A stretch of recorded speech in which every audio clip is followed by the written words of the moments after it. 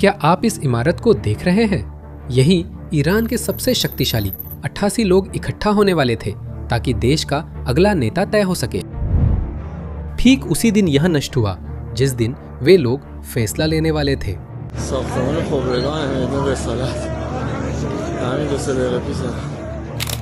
अब उन 88 लोगों के पास इकट्ठा होने की जगह नहीं है।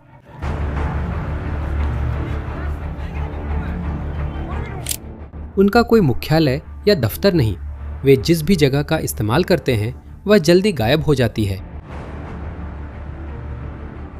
मध्य पूर्व का सबसे डरावना शासन अब छिपता फिर रहा है, लेकिन यह उनके लिए सबसे बुरा भी नहीं है। पहली बार खबर देखी तो लगा इसे बढ़ा चढ़ाकर पेश किया गया है। जितना गहराई में गया, महसूस हुआ कि ईरान में जो हो रहा है वह अब तक देखी किसी भी चीज से अलग है। क्योंकि जब ईरान के नेता खुद को छुपा रहे हैं, खुद ईरान के नागरिक कुछ ऐसा कर रहे हैं जो कोई मिसाइल, कोई सेना, कोई प्रतिबंध दशकों में नहीं कर सका। और यही बात ये वीडियो दिखाने वाला है। लेकिन इससे पहले समझना होगा कि हम यहाँ कैसे पहुंचे, क्योंकि ये कहानी बमों से शुरू नहीं हुई थी। ये तो बहुत पहले खुद ईरान के अंदर कुछ बहुत ही शांत तरीके से शुरू हुई थी। आइए थोड़ा पीछे चलते हैं। फरवरी 2025 में अमेरिकी सरकार ने ईरान के खिलाफ, जिसे उन्होंने अधिकतम दबाव नीति कहा, वह शुरू की। इसका उद्देश्य सीधा और साथ ही कठोर था।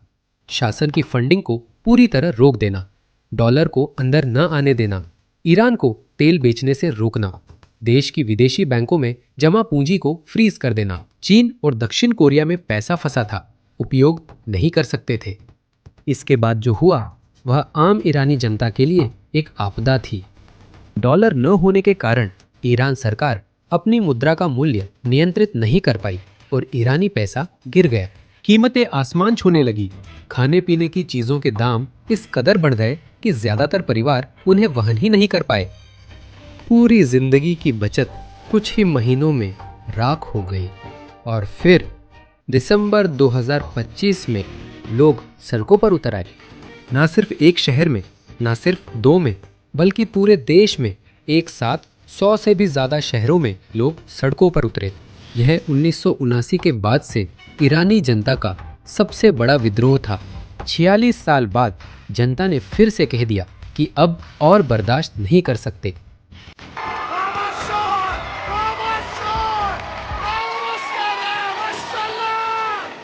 लेकिन शासन ने पूरी ताकत से जवाब दिया। सैनिकों को गोली चलाने का आदेश मिला और उन्होंने गोली चलाई। अनुमानों के अनुसार हजारों लोग मारे गए। प्रदर्शनकारियों को सड़कों पर मार गिराया गया। भारी गिरफ्तारियां हुई और इंटरनेट बंद कर संचार बाधित किया गया। यहाँ तक कि अन्य देशों के सशस्त्र समूहों को भी ईरान के अंदर विरोध प्रदर्शनों को दबाने में मदद के लिए लाया गया। शासन उस लहर से बच गया, लेकिन उसने एक ऐसी गलती कर दी जिसे अब वह सुधार नहीं सकता। उन दृश्यों ने ईरानी जनता की यादों में अमिट छाप छोड़ दी है। शासन सत्ता में बने रहने के लिए अपने ही नागरिकों को मारने के लिए तैयार था, और उस पल से जो भी वफादारी अब तक बची थी वो अंदर ही अंदर चुपचाप टूटने लगी। ये गलती आगे चलकर इस कहानी में फिर से सामने आएगी, एक ऐसे तरीके से जैसा कि शासन ने निश्चित रूप से उम्मीद नहीं की थी। लेकिन सबसे पहले जो बाद में आया वह और हिंसक था। फिर आया 28 फरवरी 2026। अमेरिका और इजराइल ने संयुक्त सैन्य अभियान शुरू किया। शनिवार सुबह एक हमले में ईरान के सर्वोच्च नेता अयातुल्ला खामेनेई की हत्या हुई, जो 36 वर्षों से सत्ता में थे। उनके साथ कई जनरल और करीबी सलाहकार भी मारे गए। ये सब शुरुआती घंटों में हुआ। उस दिन ईरान अपने नेता के बिना जागा। कोई स्पष्ट रूप से कमान संभालने वाला नहीं था और सामने आ रही स्थिति से निपटने के लिए कोई ठोस योजना भी नहीं थी। खामनेई ने शहादत का मीठा और पवित्र प्याला पिया और सर्वोच्च स्वर्गीय राज्य में शामिल हो गए। और जो आया वो बेहद क्रूर था। कुछ ही दिनों में ईरानी नौसेना लगभग पूरी तरह से नष्ट हो गई। सैन्य ठिकानों पर लगातार बमबारी हुई और वायु रक्षा प्रणालियां खत्म कर दी गईं। मिसाइल लॉन्चर, जिन्होंने युद्ध के पहले ही दिन लगभग 350 मिसाइलें दागी थी, एक हफ्ते से भी कम समय में 90% से ज्यादा नष्ट हो गए। ईरान के इस्तेमाल करने की गति से भी ज्यादा तेजी से उसका जखीरा खत्म हो रहा था। अमेरिकी और इजरायली विमानों ने एक सरल और विनाशकारी तरीका खोज निकाला। वे आसमान में गश्त लगाकर इंतजार करते थे। जैसे ही कोई मिसाइल लॉन्चर किसी भूमिगत बेस या पहाड़ के अंदर से बाहर आता था, उसे नष्ट कर दिया जाता था। कई बार तो कुछ ही मिनटों में ईरान कभी कभी उपकरण नष्ट होने से पहले 1-2 मिसाइल दाग पाता था, लेकिन वह लॉन्चर दोबारा नहीं इस्तेमाल कर पाता था। ये ऐसा था जैसे ईरान शतरंज की गोटियां खो रहा हो, लेकिन उन्हें वापस नहीं ला सकता था। लेकिन अब तक सब सामान्य था। युद्ध से यही उम्मीद होती है। मजबूत पक्ष दूसरे का शस्त्रागार नष्ट कर रहा है। इसके बाद जो हुआ वो अलग था, और यहीं से कहानी सच में दिलचस्प हो जाती है। रिवॉल्यूशनरी गार्ड के सैनिक, जो शासन का सबसे खूंखार सशस्त्र दल है और दशकों से देश पर नियंत्रण बनाए रखने के लिए जिम्मेदार है, अपने ही बैरकों से भागना शुरू कर दिया। वे किसी भी सरकारी इमारत में नहीं रह सकते थे, किसी भी जानी पहचानी बेस का इस्तेमाल नहीं कर सकते थे। कोई भी जगह जिसे सैन्य ठिकाने के रूप में पहचाना जाता था, वह निशाना बन जाती थी। उन्होंने जो कर सकते थे किया। उन्होंने सड़कों पर, फुटबॉल स्टेडियमों के अंदर या किसी भी ऐसी जगह पर टेंट लगाए जो अनजान लगे, बस इतना कि नजरों से बचा रहे। फिर वह हिस्सा आया जिसकी शासन में किसी को उम्मीद नहीं थी। क्या तुम्हें वह गलती याद है जो शासन ने 2025 के अंत में की थी? अपने नागरिकों पर गोली चलाने का आदेश। यही वह समय था जब उसकी कीमत चुकानी पड़ी। ईरानी नागरिकों ने टेंटों की तस्वीरें लेनी शुरू कर दी। इन अस्थायी शिविरों, फुटपाथों और खेल के मैदानों में सो रहे सैनिकों की तस्वीरें ली, और उन्होंने ये तस्वीरें अपने पास नहीं रखी, बल्कि हर स्थान के सटीक GPS निर्देशांक के साथ इन्हें प्रकाशित कर दिया। उन्होंने ये जानबूझकर किया, जानते हुए कि अमेरिकी और इजरायली सेना देख सकती है। एक सेकंड के लिए सोचिए, इसका क्या मतलब है? साधारण नागरिक ईरानी जो एक युद्धग्रस्त देश में रह रहे हैं, जहां स्वतंत्र इंटरनेट नहीं है, ऐसी सरकार के अधीन जिसने कुछ महीने पहले ही प्रदर्शनकारियों पर गोली चलाने का आदेश दिया था, और फिर भी एक मोबाइल फोन हाथ में लेकर वे अपने ही देश के सैनिकों की लोकेशन दुश्मन सेनाओं को बता रहे थे। ये कोई अलग थलग मामला नहीं है। ये शासन के खिलाफ लोगों का कोई छोटा समूह नहीं है। रिपोर्ट्स दिखाती है कि ऐसा देश के कई हिस्सों में एक ही समय पर बड़े पैमाने पर हुआ। शासन के पास इसे नियंत्रित करने का कोई तरीका नहीं था। वो हर मोबाइल, हर पोस्ट, हर मैसेज को मॉनिटर नहीं कर सकते थे, खासकर उन ऐप्स में जिनकी चैट्स प्रोटेक्टेड थी, जैसे व्हाट्सएप। और जब वे इंटरनेट को ब्लॉक करने की कोशिश भी करते थे, तब भी जानकारी फैलती रहती थी। मुझे पता है कि इस समय कई लोग सोच रहे होंगे, क्या इसने सच में काम किया? मेरे साथ सोचिए, अगर आप उस शासन के जनरल होते तो क्या करते? बैरकों से भाग जाते, आम लोगों के बीच छुप जाते और दुआ करते कि कोई आपको पहचान ना ले, है ना? यही बिल्कुल उन्होंने किया, और यही गलती उनकी तबाही का कारण बनी। रिवॉल्यूशनरी गार्ड ने ईरान के सबसे बड़े आज़ादी स्टेडियम को अस्थायी छुपने की जगह बना लिया। उन्हें लगा सिविलियन इलाके में वे अधिक सुरक्षित होंगे। उसी समय जिन ईरानियों के पास इंटरनेट था, वे छुपने के स्थानों के GPS निर्देशांक अमेरिकी और इजरायली सेनाओं को भेज रहे थे। फिर स्टेडियम पर बमबारी कर उसे नष्ट कर दिया गया।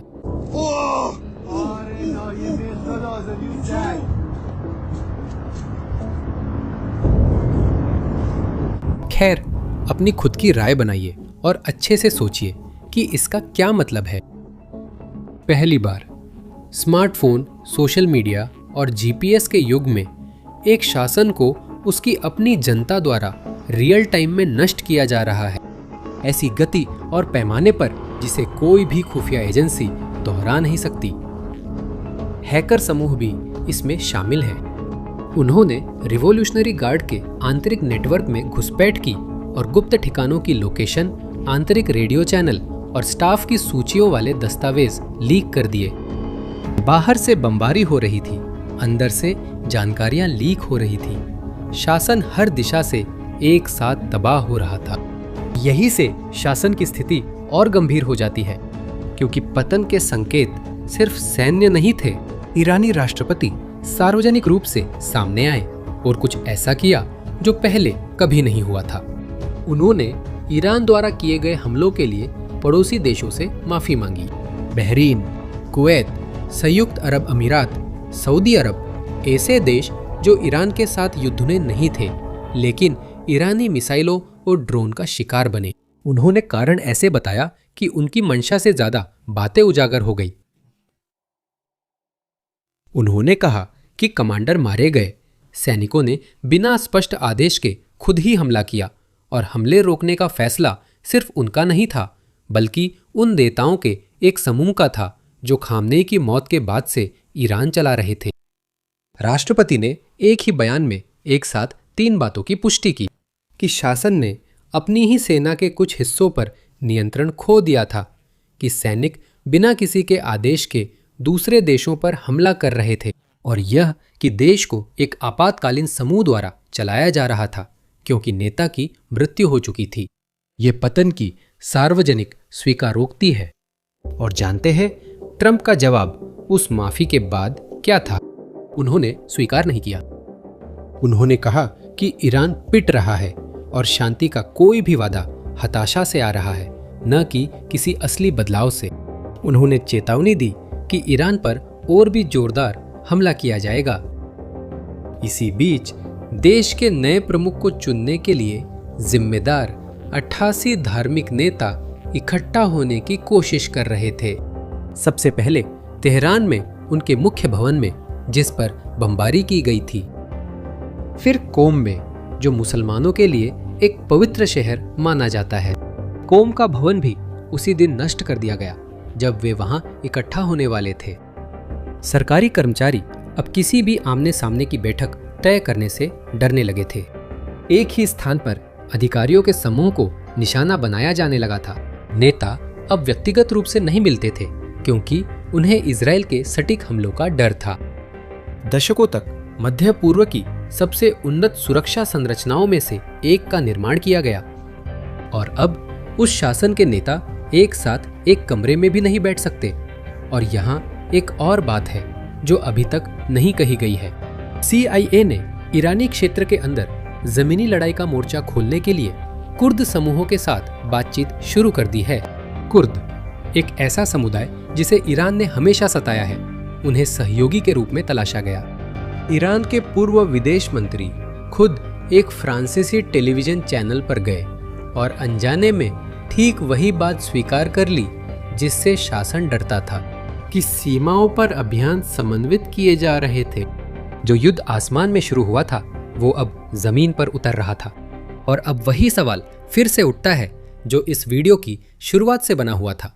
आखिर ईरानी नागरिक ऐसा क्या कर रहे हैं जो दशकों में कोई मिसाइल, कोई सेना, कोई प्रतिबंध नहीं कर सका? वे शासन से वह एकमात्र चीज छीन रहे हैं जिसे वह न तो खरीद सकता है, न ही कैद कर सकता है, और न ही किसी बम से नष्ट कर सकता है। अपने ही लोगों की वफादारी।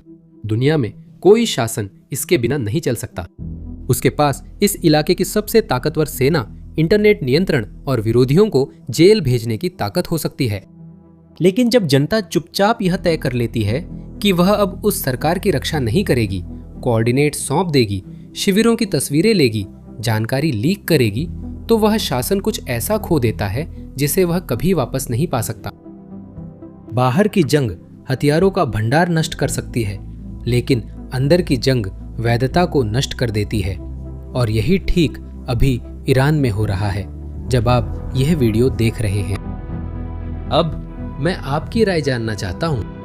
क्या आपको लगता है कि ईरानी शासन गिरेगा या टिकेगा? कमेंट्स में अपनी राय बताएं। अगर आप ईरान में हो रही घटनाओं की सीधे और सटीक विश्लेषण के साथ जानकारी पाना चाहते हैं तो चैनल को सब्सक्राइब करें और नोटिफिकेशन चालू करें। यह वीडियो उस व्यक्ति को भेजें जिसे इसकी जरूरत है। अगले वीडियो में मिलेंगे।